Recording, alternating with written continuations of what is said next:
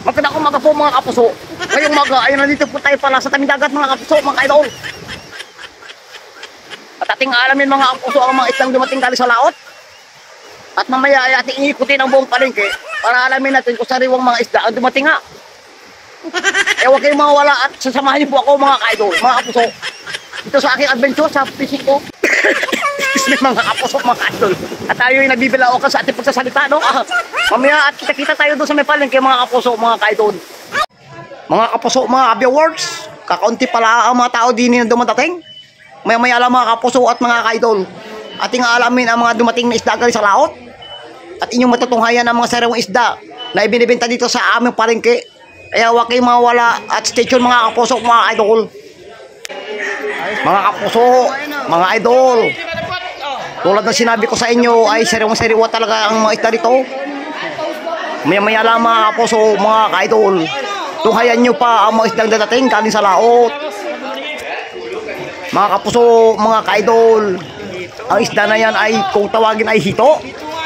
Kaya mag-ingat at maghawakan bigla, baka kayo matibo mga kapuso. Ay talaga naman mga kapuso, masasarap ang mga isda dito. At kung inyo makikita talaga namin nakakataka mga kapuso, mga kaidol. Mag-ingat lamang sa pagkain ito mga kapuso, baka kayo hype na rin. At ito pa nga yung isa mga kaidol, mga kapuso, sarap sa bawang. At ito naman ay sarap pipirito. At ito pa mga kaidol, mga kapuso, ang isang matalay kung tawagin dito sa aming lugar. At ito pa mga kaidol, mga kapuso, ay ibare. Napsik-pisik pa mga kapuso, mga kaidol. Ay talaga namang presko at sariwa ang mga isda dito mga kapuso, mga kaidol.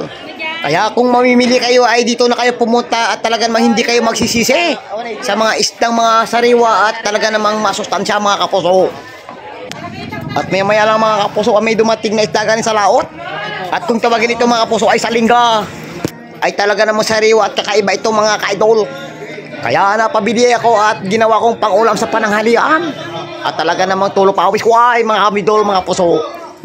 Kaya ano pa ang inaantay nyo mga kaidol, mga kapuso? Tara na at pasyalan natin ang hulugan unutan sa Cavite para dito kayo mamili ng mga sariwang isda. Talaga namang mura at pangmasalamang ang presyo dito. Katulad ng lalaking ito na talaga namang nagbibiro pa sa akin mga kaidol. Masarap daw ang babaeng alimasag. Mataba at masarap sipsipin daw ito. Kaya minabuti ko muna mga kapuso, mga kaidol, ang pag-ikot-ikot dito sa lugar na ito para alamin pa natin ang mga isdang parating galing sa laot. At tingnan mo ito mga kapuso, mga kaidol, talaga namang fresh na fresh galing sa dagat. At talaga namang mapapayami ka mga kapuso. At ito na nga mga kapuso, mga kaidol, nakita kong may bitbit na isda tong mamang ito mga kaidol. Talaga namang hindi matatawaran mga kaidol, mga kapuso. Ang isdang dala nito na galing sa laot. Talagang mapapawaw ka mga kaidol, mga kapuso. Talaga namang yummy oh. Excuse me mga kapuso. Talaga namang mapapabiluokan ka talaga sa makikita mo mga isda rito mga kapuso. Kita naman mga kapuso na pinagkakaguluhan ang isda na ito. At ito pa nga mga kaidol, mga kapuso, napakasarap ng isda na ito. Talaga namang mapapawaw at mapapayami ka nga talaga. Kaya ano pa inaantay natin at padinin na kayo at ating pakyawin ng mga isda na ito para pag uwi natin ng bahay mga kaidol, mga kapuso, ay masarap ang ating ulam sa ating mga pagkainan. Kaya wala na tayong haharapin pa mga kaidol, mga kapuso. Dito na tayo pumunta sa hulugan Tansa Cavite. Dito tayo mamamakyaw ng mga sariwang isda mga kaidol, mga kapuso. Bukod sa mura pa ang isda ay sariwang-sariwa mga kapuso, mga kaidol. Kaya ano pa inaantay natin? Tara na, sugod na tayo. Sadya naman talagang napakatindi ng mga isda rito. Tingnan mo yung bakoko nito kapag kalalaki at sariwang-sariwa din mga kaidol, mga kapuso. Talaga namang tumitindi mga kaidol, mga kapuso. Habang tumatagal mga kapuso ay dumadami na ang dumadara yung mga tao para mamili ng isa. At ito pa nga mga idol, mga kapuso, may naispatan akong alimasag na galing sa laot at sariwa pa talaga at pinagkakaguluhan ng mga tao. Hindi sila magkakaumayaw sa pagpili ng mga sariwa at talaga namang matatabang mga alimasag mga idol.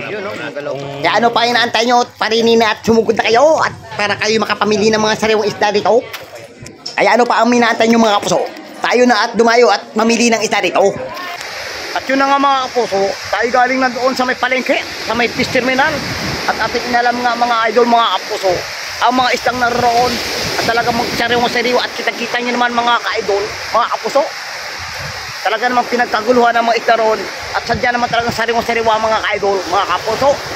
O hanggang dito na lang ang ating mga pagbabalita mga idol, mga kapuso. Hanggang sa muli, ito ang inyong lingkod, si Baruski TV mga kapuso.